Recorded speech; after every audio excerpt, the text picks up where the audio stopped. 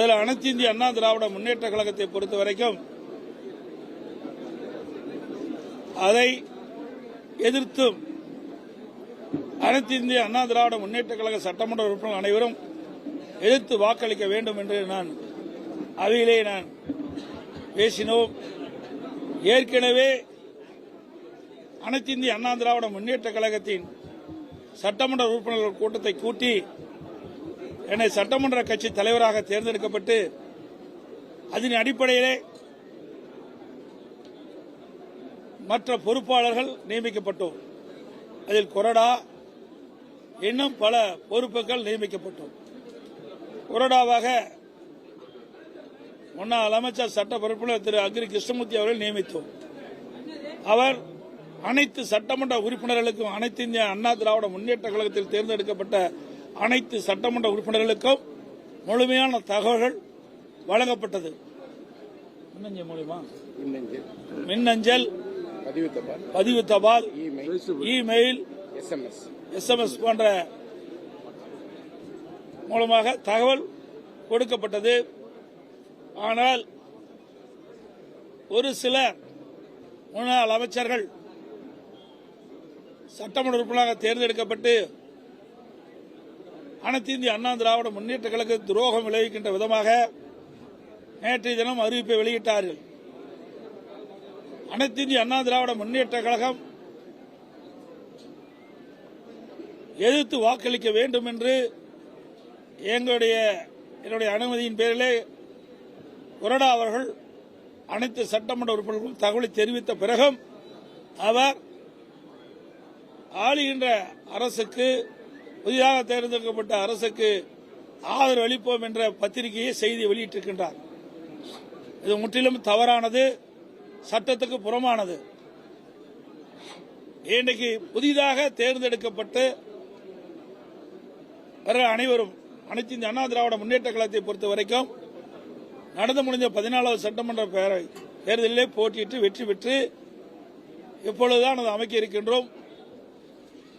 இந்த நேரத்தில் பொதுச் செயலாளர் சட்டமன்ற உறுப்பினருடைய கூட்டத்தை கூட்டி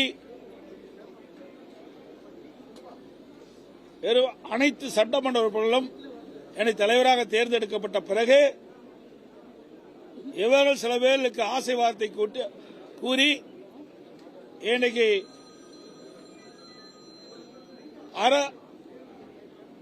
தமிழக வெற்றி கழக தலைமையில் ஆட்சி அமைக்கப்பட்டுகின்றது. அந்த ஆட்சியிலே இடம்பெறுவதற்கு ஒரு குறிப்பிட்ட அமைச்சர்கள், அதாவது சுமார் 6 அமைச்சர்கள் கொடுக்கின்றார்கள், 10 வாரி தலைவர் கொடுப்பதாக அவர்களிடத்தில் இருந்த அதிமுக சட்டமன்ற உறுப்பினர் ஆசை வார்த்தை கூட்டி அந்த அடிப்படையிலே இன்றைக்கு சட்டமன்றத்திலே ஓட்டெடுப்பிலே அவர்கள் இந்த அரசு கொண்டு வந்த தீர்மானத்திற்கு ஆதரவு தெரிவித்திருக்கிறார்கள். அனைத்து இந்திய அண்ணா திராவிட முன்னேற்ற கழகத்தை பொறுத்த வரைக்கும் நடந்து முடிந்த சட்டமன்ற தேர்தலிலே 2011 2021 வரை அனைத்து இந்திய அண்ணா திராவிட முன்னேற்ற கழக ஆட்சியிலே செய்த சாதனைகளை சொல்லியும் எங்களுடைய இதயம் புரட்சித் தலைவர் எம்ஜிஆர், இதயம் புரட்சித் தலைவர் அம்மாவுடைய பெயரை சொல்லித்தான் வாக்குகளை கேட்டு இரட்டை சின்னத்திலே போட்டியிட்டு வெற்றி பெற்றவர்கள் 47 பேரும். அதையெல்லாம் மறந்து இரவு பகல் மாறாமல் எங்களுடைய தலைமையுடைய உத்தரவுக்கு பேரிலே கழகத்தினுடைய தொண்டர்கள், நிர்வாகிகள், கூட்டணி கட்சி தலைவர் நிர்வாகிகள் தேர்தல் நேரத்திலே பிரச்சாரத்தை செய்து அதன் மூலமாகத்தான் அவர்கள் வெற்றி பெற்றிருக்கின்றார்கள். அப்படி வெற்றி பெற்ற கட்சிக்கு எங்களுடைய அனைத்து இந்திய அண்ணா திராவிட முன்னேற்ற கழகத்திற்கு விசுவாசமாக இல்லாமல் அடையாளம் காட்டப்பட்ட கட்சிக்கு துரோகம் விளைவித்தவர்கள் இவர்கள். இன்றைக்கு ஒவ்வொரு கட்சியும் ஒவ்வொரு சூழ்நிலையிலே வெற்றி பெறுவதும் வெற்றி வாய்ப்பு இழப்பதும் இயல்பானது ஒன்றுதான். ஏதோ அனைத்து இந்திய அண்ணா திராவிட முன்னேற்ற கழகத்துக்கு மட்டும் நிகழ்ந்ததல்ல. 1991 திராவிட முன்னேற்ற கழகம் வரல, 1996 அண்ணா திமுக வரல, 2001 இன்றைக்கு அண்ணா திமுக ஆட்சி, 2006 திமுக ஆட்சி, இப்படி மாறி மாறி ஆட்சி வரும். இன்றைய தினம் இன்னைக்கு தமிழக வெற்றி கழகம் வெற்றி பெற்று ஆட்சி அமைச்சிருக்குது. இந்த சூழ்நிலையில கூட அதிமுக 47 இடங்கள் வெற்றி பெற்று சொன்னால் இது மிகப்பெரிய வெற்றி. இன்னைக்கு கூட்டணி சார்பா பார்க்கும்போது 6 இடங்கள் 53 இடங்கள் வெற்றி பெற்றிருக்கிறோம். இந்த சூழ்நிலையில வேண்டுமென்றே திட்டமிட்டு சில முன்னாள் அமைச்சர்கள் சட்டமன்ற உறுப்பினராகி அவருடைய ஆசைக்கு அமைச்சர் ஆக வேண்டும் ஆசைக்கு எங்களோடு நாங்கள் தலைமை அறிவிக்கப்பட்ட அதன் மூலமாக வெற்றி பெற்று வந்த சட்டமன்ற உறுப்பினர்கள் தவறான வழியிலே அழைத்து சென்றுகின்றார்கள்.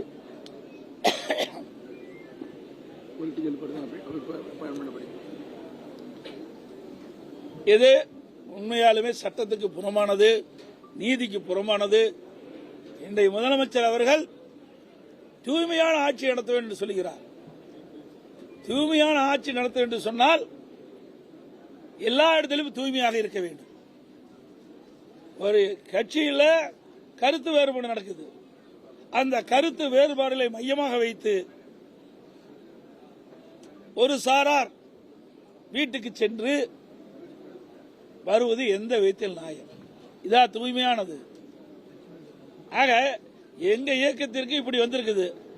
எல்லா இயக்கத்திற்கும் சோதனை வரும். இது தவறான முன்னுதாரணம். இதுவரை தமிழக வரலாற்றிலே இல்லாத ஒன்று. இன்றைக்கு எத்தனையோ கட்சிகள் ஆட்சி இருந்திருக்குது, எத்தனையோ கட்சிகள் கருத்து வேறுபாடு பிரிஞ்சிருக்குது. ஆனா எந்த தலைவருமே இருந்த இயக்கத்துக்கு வீட்டுக்கு சென்றது கிடையாது. ஆனால் ஆரம்ப காலகட்டத்திலே தவறான பாதையிலே என்னிடம் தமிழக வெற்றி கழக தலைவர் சென்று கொண்டிருப்பது உண்மையிலேயே வருத்தம் அளிக்கின்றது என்பதை இந்த நேரத்தில் பதிவு செய்ய விரும்புகிறேன். அது மட்டுமல்ல, இன்றைக்கு சட்ட நீதியாக பார்க்கின்ற பொழுது இன்றைக்கு ஒரு பொதுச் செயலாளர், இன்றைக்கு சட்டமன்ற உறுப்பினராக தேர்ந்தெடுக்கப்பட்ட சட்டமன்ற கட்சி தலைவர், அவர்தான் விப்ப கொறடாவை நியமிக்க முடியும். அப்படி நியமிக்கப்பட்ட கொறடா தான் எங்கள் அனைத்து இந்திய அண்ணா திராவிட முன்னேற்ற கழக சட்டமன்ற உறுப்பினர்களுக்கு இன்றைக்கு நம்பிக்கை ஒரு தீர்மானம் வருகின்ற பொழுது அதை எதிர்த்து வாக்களிக்க வேண்டும் என்று முழுமையான தகவல் கொடுக்கப்பட்ட பிறகும் அவள் எதிர்த்து வாக்களிக்க என்று சொன்னால் அங்கே குதிரை பேரம் நடைபெற்றுக் கொண்டுதான் பலர் தகவல் பரவுகிறது, பேசப்பட்டு வருகிறது. உண்மையிலேயே தூய்மையான ஆட்சி நடத்துவோம் என்று சொல்லிவிட்டு இதற்கெல்லாம் இடமளிக்கின்றார்கள் என்று பார்க்கின்ற பொழுது மக்கள் தான் இதற்கு நல்ல முடிவை கட்ட வேண்டும் என்று இந்த நேரத்தில் தெரிவிக்க விரும்புகின்றேன். அதோட இன்றைக்கு திராவிட முன்னேற்ற இன்றைக்கு தமிழக வெற்றி கழகம் 108 இடத்துல வெற்றி பெற்றிருக்கு. அதுல ஒரு இடம் 2 இடத்துல அவர் போட்டியிட்டார், ஒரு இடத்துல வெற்றி வாய்ப்பு இழந்துட்டார். 107 ரிசைன் பண்ணிட்டார். 2 இடத்துல போட்டியிட்டாரு, ஒரு இடத்துல ராஜினாமா செஞ்சிட்டாரு. 108 இருந்து 107 போயிட்டு பிறகு நீதிமன்றத்தில் வழக்கு நடந்து அந்த ஓட்டெடுப்பில் கலந்து கொள்ளக்கூடாது என்று நீதிமன்றம் தீர்ப்பளிக்கப்பட்டது. ஆக தமிழக வெற்றி கழகத்தினுடைய அவருடைய கட்சியுடைய எண்ணிக்கை 106 தான். எனக்கு திராவிட முன்னேற்ற கழக கூட்டணியில் அங்கம் வைக்கின்ற கட்சிகள் வெற்றி பெற்று இன்றைக்கு தமிழக வெற்றி கழகத்தோட சேர்ந்த காரணத்தினால்தான் அந்த 118க்கு மேல அந்த வாய்ப்பு கிடைச்சுதான் ஆட்சி அமைச்சிருக்கிறாங்க. நிறைய தேர்தல் நேரத்தில் நிறைய தமிழக வெற்றி கழக தலைவர் அவர்கள் சொன்னாங்க. அதன்படி எதுவுமே இதுவரைக்கும் நடைமுறையை பின்பற்றவில்லை என்பதுதான் யதார்த்தமான உண்மை. அதோட இன்றைக்கு தமிழகத்தில் 34% வாக்குகள் தான் பெற்றிருக்கிறாங்க. 66% பேர் இன்னும் எதிர்பார்த்தா இருக்கிறாங்க தமிழக வெற்றி கழகத்துக்கு. இன்றைக்கு அனைத்து இந்திய அண்ணா திராவிட முன்னேற்ற கழகத்தை பொறுத்தவரை எங்களுடைய கூட்டணி 1,34,00,000 வாக்குகள் பெற்றிருக்குது. அண்ணா திமுக இன்றைக்கு அனைத்து இந்திய அண்ணா திராவிட முன்னேற்ற கழகத்தை பொறுத்த வரைக்கும் வலிமையான இயக்கம், அதிக உறுப்பினர்கள் கொண்ட இயக்கம். இன்றைக்கு கால சூழ்நிலைக்கு தகுந்தவாறு அவ்வப்போது மக்கள் முடிவு செய்து அதற்கு ஏற்றவாறு சட்டமன்ற உறுப்பினர்களை தேர்ந்தெடுக்கின்றார்கள். இதுதான் இன்றைய நிகழ்வு.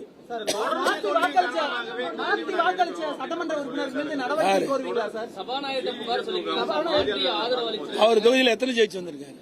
அவரே போனதற்கு தோத்தானே போனார். இப்போ எங்க கட்சியை பொறுத்த வரைக்கும் அனைத்து இந்திய அண்ணா திராவிட முன்னேற்ற கழகத்தை பொறுத்த வரைக்கும் அனைத்து மாவட்ட சாடை கேட்டு அவருடைய விருப்பப்படிதான் நாங்க வேட்பாளரை தேர்வு செஞ்சோம். ஆனா தனிப்பட்ட முறையில் வேலை செய்யல. ஒவ்வொரு மாவட்ட கழக செயலும் உழைக்கின்றார்கள். அந்தந்த மாவட்ட செயலாளருக்கு தான் யார் வேட்பாளரை நிறுத்தினா வெற்றி பெறுவார்கள், யார் மக்கள் ஆதரவு தருவார்கள், யார் கட்சி நிர்வாகிகள் முழு ஒத்துழைப்பு தருவார்கள். அதன் அடிப்படையில் தான் தமிழ்நாடு முழுவதும் இருக்கின்ற 38 சென்னை உட்பட 38 மாவட்டங்களிலும் மாவட்ட கழக செயலாளர்கள் கொடுக்கப்பட்ட அதுதான் கொடுத்தோம். ஒரு 5% தான் அவள் கொடுப்பதிலே மாற்று கருத்து இருந்து மாற்றி கொடுத்த முடியும். மீதி எல்லாமே மாவட்ட செயலாளர் கொடுத்ததுதான் கொடுத்திருக்கிறோம். ஆனா இது கொடுக்கல, தானா கொடுக்கல. எங்க கட்சி பொறுத்த வரைக்கும் சமமா கருதுறோம். எல்லாருக்கும் அத மாவட்ட செயலாளரும் இதுல பங்கு பெற வேண்டும். எல்லா மாவட்ட செயலாளரும் உழைக்கிறாங்க. அவர் தானே கட்சி பணி ஆற்றிட்டு இருக்காங்க.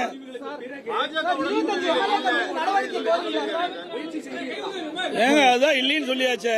நேற்று தினமே தெளிவுபடுத்தியாச்சு. இதை வேண்டுமென்றே திட்டமிட்டு கேள்வி கேட்காதீங்க. ஏங்க 5 வருஷம் நீங்க சட்டமன்ற நிகழ்வுல பாத்தீங்களா? எத்தனை முறை பேட்டி கொடுத்தோம்? எங்களுடைய பிரச்சாரம் என்ன? என்னுடைய பிரச்சாரத்தை நீங்க எல்லாம் பாத்தீங்களா? இன்றைக்கு யாரை தாக்கி பேசணும்னு பாத்தீங்களா? ஆக எங்களுடைய அனைத்து இந்திய அண்ணா திராவிட முன்னேற்ற கழகம் தோன்றியதே எதிர்ப்புல தான் தோன்றுச்சு. அப்படி இருக்கும்போது நாங்க எப்படி செய்வோம்? அதுக்கு வேற ஒன்று கிடைக்கல, வேற எந்த ஒரு காரணமும் கிடைக்கல. இப்படி காரணத்தை சொல்லி மக்களிடத்தில் ஒரு தவறான செய்தி சொல்லி, நிர்வாகிகளிடத்தில் தவறான செய்தி சொல்லி அவர்கள் இந்த தமிழக வெற்றி கழக அமைச்சரவையில் இடம்பெற வேண்டும் என்ற ஆசையில சொல்லுகின்ற வார்த்தை. நாங்க அனைத்து இந்திய அண்ணா திராவிட முன்னேற்ற கழகத்தை பொறுத்த வரைக்கும் யாருடையும் நாங்கள் எங்கள் கூட்டணி தவிர்த்து வேற யாரிடமும் பேச்சுவார்த்தை நடத்தவில்லை. 100% திராவிட முன்னேற்ற பேச்சுவார்த்தை நடத்தவில்லை. அது அவர்களும் சொல்லிட்டாங்க, நாங்களும் சொல்லிட்டோம்.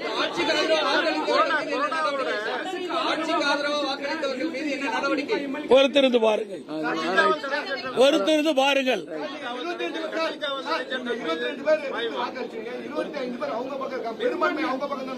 பெரும்பான்மை சிறுபான்மையில இல்ல, பொதுச் செயலாளர் தான் பொலிட்டிக்கல் பார்ட்டி தான். நீங்க பெரும்பான்மை சிறுபான்மை எல்லாம் சட்டமன்ற, அதாவது சட்டத்துல இன்றைக்கு தாவாக இருக்குது.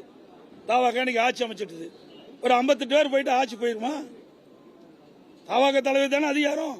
அப்படி எல்லா கட்சி தலைவருக்கும் தான் அதிகாரம். அப்படித்தான் தீர்ப்பு இருக்குது. நல்லா புரிஞ்சுக்கங்க. அனைத்து இதெல்லாம் யாரு அனுமதி கொடுத்தது? தலைமை யாரு? பொதுச் செயலாளர். இவர்களெல்லாம் அந்த ஆக்சஸ் லெட்டர் யாரு கொடுத்தது? நான் தான் கொடுத்தேன், கையெழுத்து போட்டு. அந்த பவர் எடுத்தா இருக்குது. இப்ப முதல் கூட்டம் சட்டமன்றம் தோணுடைய முதல் கூட்டத்தில் விப்ப நியமிக்கிற அதிகாரம் பல தீர்ப்புல அந்த பொதுச் செயலாளர் இருக்குது. அதெல்லாம் அப்புறம், அதாவது எப்பொழுதை பொறுத்த வரைக்கும் சார் இது தவறான உதாரணம். இன்றைக்கு சட்டமன்றத்தில் மாறி மாறி கட்சி வரும். ஆனா விதியும் மரபும் மாறாது. ஆனா விதியும் பின்பற்றல, மரபையும் பின்பற்றல. அதான் நான் தெளிவா சொன்னேன். இன்றைக்கு அவர்களுக்கு ஆதரவு தேவை. ஏன்னா திராவிடம் இன்னைக்கு என்ன சொல்லியிருக்கிறாங்க? கம்யூனிஸ்ட் கட்சிகளும் மற்ற கட்சிகளும் திமுக கூட்டணியில் போட்டியிட்டு வெற்றி பெற்ற கட்சி அந்த இடம் பெற்றிருக்கு. அவர்கள் என்ன சொன்னாங்க? ஆதரவு கொடுக்கிறோம், கூட்டணி திமுகவோட தொடரும், ஆதரவு கொடுக்கிறோம் அரசாங்கத்துக்கு, ஆனா திமுகவோட கூட்டணி தொடரும். அப்படிங்கிற பொழுதுதான் இவருடைய ஆதரவு வேணும். அப்படிங்கிற மாதிரி அந்த தோரணையில தான் அனைத்து இந்திய அண்ணா திராவிட முன்னேற்ற கழகத்தில் கருத்து வேறுபாடு இருக்கின்ற பொழுது இன்றைய முதலமைச்சர் அவர் வீட்டுக்கு போய் நான் வந்திருக்காரு. இன்றைக்கு இங்க இருக்கிற ஒரு சில முன்னாள் அமைச்சர்கள் அவர்கள் சட்டமன்ற உறுப்பினராக தேர்ந்தெடுக்கப்பட்டு அவர்கள் ஆளுங்கட்சி அமைச்சரவை இடம்பெற வேண்டிய ஆசையின் அடிப்படையில் இன்றைக்கு சென்றிருக்கின்றார்கள். இது முற்றிலும் தவறது. இன்றைக்கு மக்கள் மன்னிக்க மாட்டார்கள், கழக நிர்வாகிகள் தொண்டர்கள் மன்னிக்க மாட்டார்கள் என்பதை சொல்லி அனைத்து ஊடக நண்பர்களுக்கும் நன்றி, வணக்கம்.